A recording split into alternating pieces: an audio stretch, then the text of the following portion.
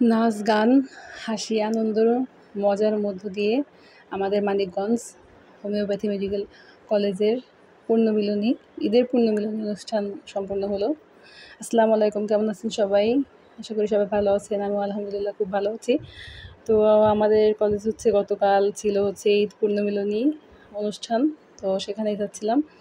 তো রেডি হওয়ার আগে শাড়ি পরে গিয়েছিলাম, খুব এক্সাইটেড ছিলাম। রেডি হওয়ার আগে একটু ভিডিও নিয়ে নিয়েছিলাম।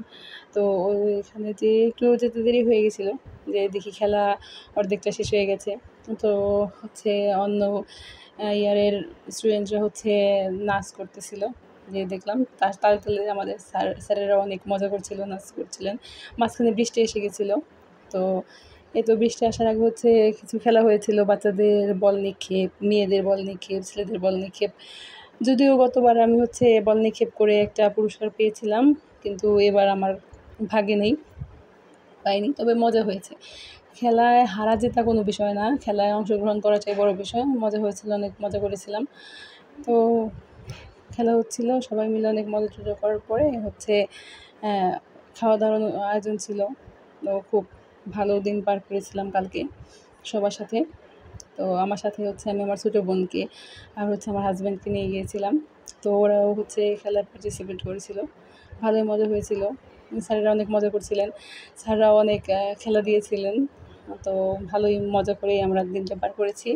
মানিকগঞ্জ হোমিওপ্যাথি মেডিকেল কলেজে সব ধরনের বয়সী স্টুডেন্ট আছে। যে সবথেকে মজার বিষয় সব ধরনের বয়সী স্টুডেন্ট আছে এখানে। সবাই আমরা ক্লাসমেট, কিন্তু বয়সের দিকে অনেকে আছে অনেক ঊর্ধ্ব, অনেক আছে আমার থেকে অনেক ছোট।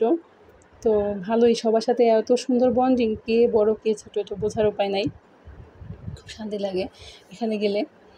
তো আমাদের হারুন ভাই খেলা দিচ্ছিলেন।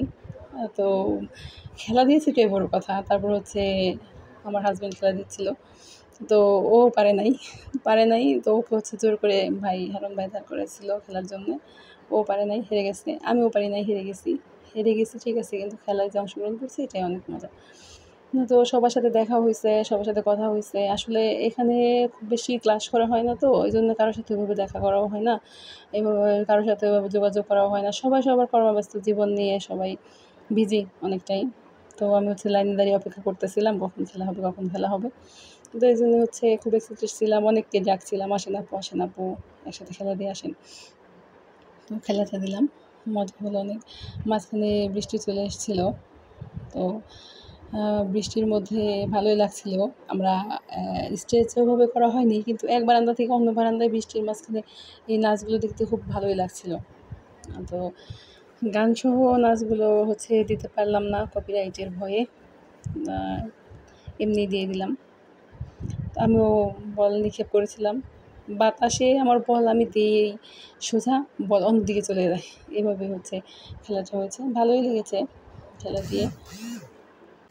ছোটো ছোটো আমার ব্লগের মধ্যে যেটুকু তুলে ধরতে পেরেছি, তুলে ধরার চেষ্টা করেছি। ছোটো ছোটো কিছু টুকরো স্মৃতি হয়ে থাকুক সারা জীবন। এত মজা করলাম কাল, এটা স্মৃতি হয়ে থাকুক আমাদের কাছে। এই জন্যই আসলে এই ভিডিও করে রেখে দিয়েছিলাম। আমাদের এতগুলো স্টুডেন্ট, আমরা সবাই একে অপরের সাথে এত ভালো সম্পর্ক, এগুলো একটু স্মৃতি হয়ে থাকুক, এই জন্যই রেখে দেওয়া। তো সবথেকে মজার ব্যাপার এই খেলার মাঝখানে নাচ হয়েছিল আমাদের এখানে। তো আমাদের এক সিনিয়র আপু, সিনিয়র আপু বলতে উনি বয়স অনেক সিনিয়র, কিন্তু এমনিতে আমাদের থেকে ইয়ারে অনেক ফার্স্ট ইয়ারের স্টুডেন্ট। তো উনি অনেক সুন্দর নাচ করেছিলেন। তাও আমরা ওনার নাচ দেখে বলছিলাম, আমরা ওনার বয়সে তো ভালো মতো দাঁড়াইতেই পারবো না মনে হয়। উনি যে সুন্দর নাচ করলো, ভালোই লেগেছিলো এসব দেখে, মজাই হয়েছিল অনেক। স্যারেরা অনেক ইন্সপায়ার করছিল সবাইকে, যদিও কেউ ভালো মতো খেলা দিতেই পারে নাই। ভালোই মজা হয়েছিল। একে একে গুটি পায়ে বছর কোন দিক দিয়ে শেষ হয়ে যায় বোঝারই উপায় থাকে না। দেখতে দেখতে আমাদের হোমিওপ্যাথিতে আর একটা বছর আমরা পার করে ফেললাম। এবার আমরা থার্ড ইয়ারে উঠে গেলাম। সামনের বার আমরা ইন্টার্ন করব। ওই যে বলছিলাম আপনাদের কাছে যে আমাদের সিনিয়র এক আপু খুব সুন্দর নাচ করছিলেন, তারই একটু ভিডিও করে রেখে দিয়েছি।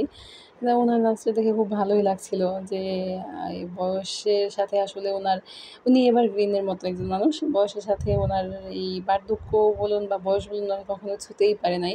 অনেক সুন্দর করে নাচ করতেছিলেন। তো ওনার নাচের সাথে